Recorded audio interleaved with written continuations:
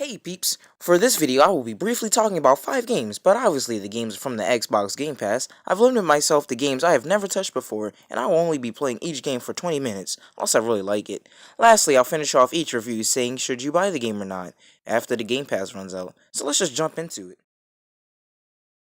Snake Pass. This game looks directed for kids, but after playing it, I think a kid wouldn't know how to play this game after weeks worth of practice. You play as a snake and move like a snake.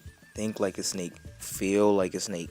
This game offers some potential for the 20 minutes I've played. I haven't seen everything, but it seems like it can put a new coat of paint on the idea of just being a snake. Snake Pass turned out to be such a different experience, but nothing too groundbreaking. Should you buy it? No, unless you can spend hours of slithering around collecting gems, then nah. For Onrush, we've run into a wild one. Onrush is mega fast action racing speed game.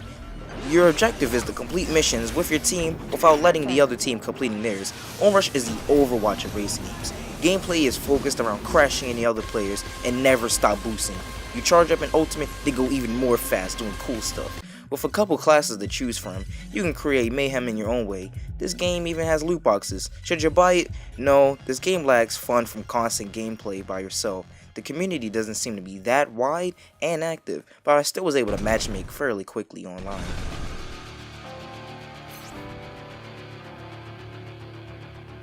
I got Shantae, Half Genie Hero, and Pirate's Curse, and since they're part of the same franchise, I'm just gonna do both. Pirate's Curse felt weak for being a platform and mostly stale for the 20 minutes I've played.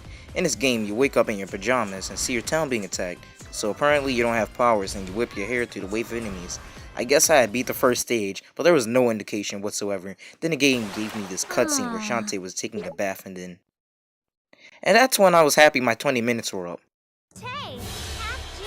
Half Genie Hero features more modes to choose from, but sadly most of them are DLC. Shantae wakes up in her pajamas again, saves the town from being attacked, just like in the last game. But I guess now she has her powers back? This game actually lets me know this is a level by starting me off with a ready screen, but then the music starts playing.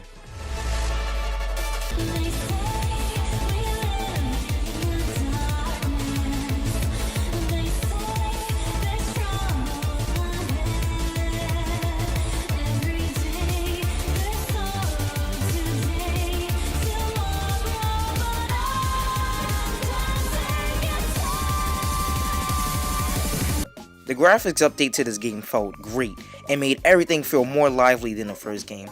I also like the fact that the level actually ends now. Should you buy the game? Yes, but not Pirate's Curse. I felt very eager to finish Half Genie Hero, but I couldn't due to me needing to move on to the other games to work on this review. But yeah, cop this game. I want to really skim over #IDARB. This game made me mad because Xbox, you can only play up to 4-player local co-op and stuff, but only matchmake with one person. Other than that, this game was funny and did not take itself seriously whatsoever. I love the addition of having some other characters in from other games, and hey look, it's Shantae. You can also create your own character. What you do in this game is play 2D game of soccer, pick up the ball and make it to the end. There are many games you play during halftime, and you can even set up a game mode of just mini games, which I prefer to do. I would only spend money on this game if the matchmaking was larger, but it is a nice addition to the Game Pass.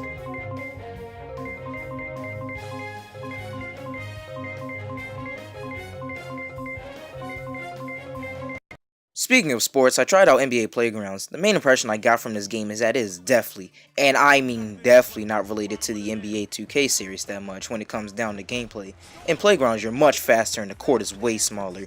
You can unlock characters via loot box, and you can only have 2 out at a time for one team.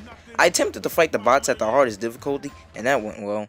With Playgrounds 2 coming out, I would say don't buy this, but if that wasn't a factor and you're in a sports game, this might be a nice little arcade game you can play with your friends, and the loot box system kind of promotes being an active player.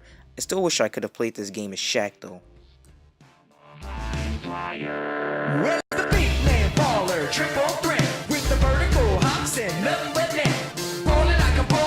Welcome to Human Fall Flat. You're going to be solving a series of puzzles by looking at things and grabbing things. I'm pretty sure you're going to get the gist of this game just from looking at the gameplay that I have here.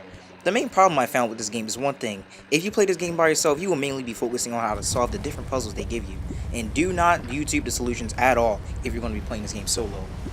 Now, if you play the game with friends, the puzzles become slightly irrelevant. The game turns into a massive game of attacking and grabbing each other and coming up with ways to solve the puzzles faster than the way you're supposed to. This game strives in that area a lot. Most of the puzzles have a set path you must follow to beat, but one specific level I could just walk in between these two large rocks and bam, about 80% of the level was gone. However, will you buy this game? Yeah, it's highly fun with friends and should be played with friends, but if you're looking for a goofy time waster to play by yourself, then sure, go ahead and grab it.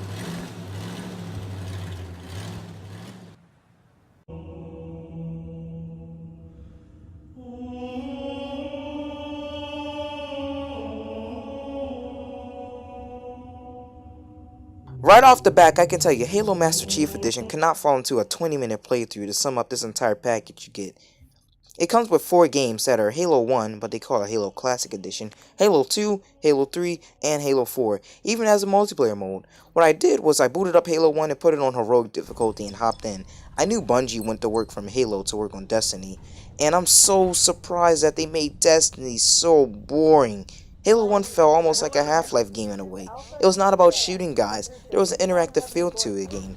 People talked to me, I saw my crew fighting off bad guys, I knew that this all took place on a spaceship being hijacked by aliens, and I need to make it to an escape pod before the ship explodes. Halo 1 was good on setting.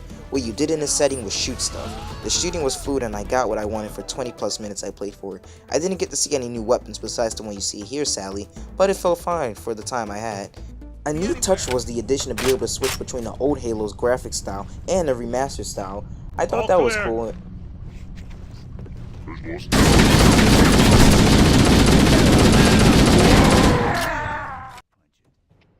And I ended my run after I got into the escape pod and left the ship.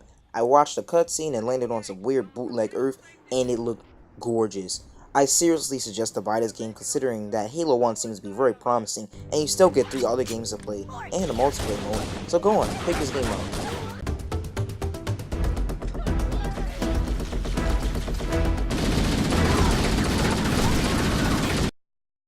I'm going to finish off this list with a laid-back game. If you ever heard of this game called Inside, then you're dipping your toes in the same type of water. The game is called Abzu. In Abzu, you're just swimming. I found my character waking up in the ocean, and I just started going. The game made me feel like I was watching a nature documentary. I felt calm, but yet scared in some way. I realized I was in the ocean, that has many fish in there, but could a shark or an octopus come attack me was really my concern. I found a little robot guy and it started to follow me. Then I found a weird structure in some dream realm, and apparently restored the ocean to some place. I swam around some, and I saw a big triangle door, and it opened, and my robot guy left me.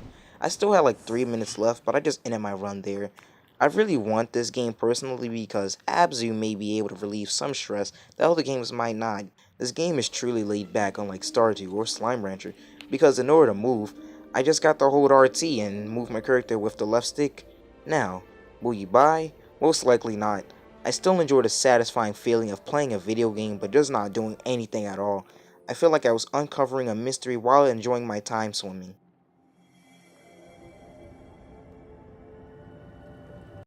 Alright peeps, that's going to be it for the Game Pass drive-thru.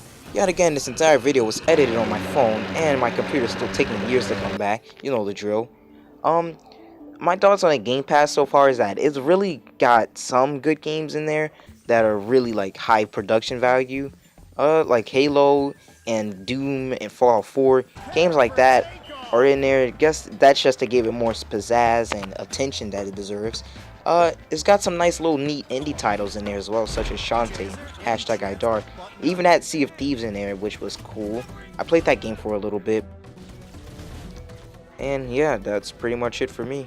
So enjoy your day, peeps.